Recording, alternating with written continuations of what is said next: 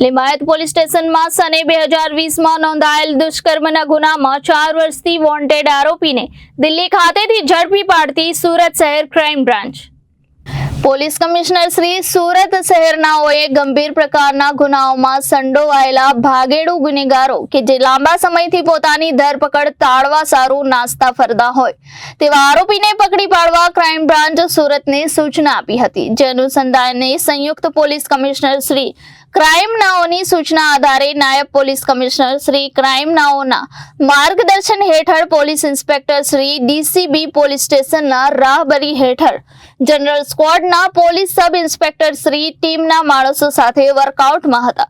દરમિયાન જનરલ સ્ક્વોડના પોલીસ માણસોને મળેલ બાતમી હકીકત આધારે દિલ્હી લક્ષ્મીનગર વિસ્તારમાંથી આરોપી સૂરજ ઉર્ફે પ્રેમ દીવાના સન ઓફ સુરેશ મંડલ ઉંમર વર્ષ 25 ધંધો નોકરી रहे दिल्ली लक्ष्मीनगर USB 320 मंडावली दिल्ली मूળ रहे गाम चुंगलो बगेतियारी थाना जमुआ जिल्लो गिरहिड झारखंड नाने पकड़ी पाडवामां आवेल छे।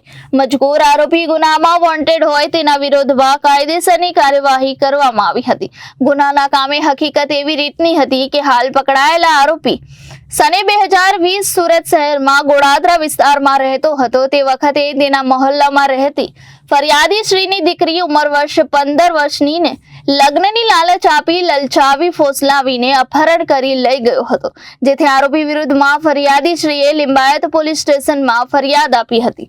સદર ગુનો નોંધાયા બાદ પોલીસ આરોપીને પકડવા જતા તે ફરિયાદી શ્રી દીકરીને મૂકીને નાસી ગયો હતો।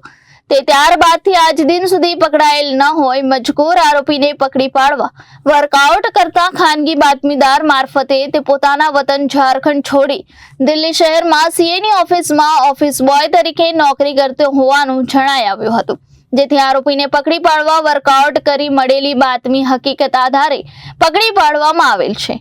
Reporter Hitesh Prajapati, Janadesh news, Surat.